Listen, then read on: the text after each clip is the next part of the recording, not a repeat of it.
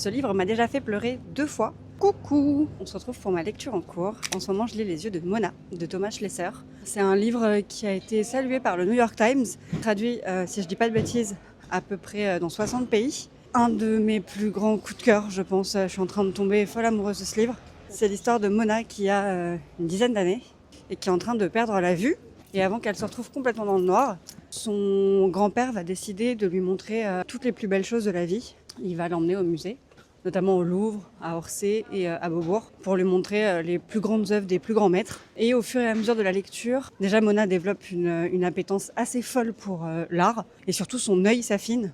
Elle commence à faire la différence entre les différents mouvements et les différentes techniques. C'est assez fou à lire. C'est en train de devenir un de mes livres, je pense, de chevet. On apprend énormément de choses en lisant le livre. La relation entre Mona et son grand-père, elle est sublime à lire. Et ce que je trouve vraiment génial aussi, c'est que son grand-père parle à Mona d'égal à égal, il la traite comme une adulte. Et comme Mona est dans une position au début de novice en histoire de l'art, ça nous met un petit peu dans ses baskets à elle.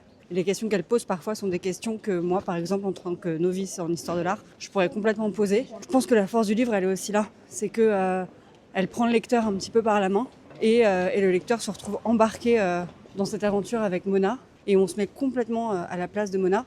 Et c'est sublime à lire. On apprend plein de choses. Moi, ça m'a juste donné envie de foncer au Louvre et à Orsay pour voir en vrai maintenant les toiles dont il parle dans le livre. En tout cas, 10 sur 10 pour le moment. Bizarrement, j'ai pas hâte de terminer ma lecture parce que je pense que c'est un livre qui va beaucoup me manquer.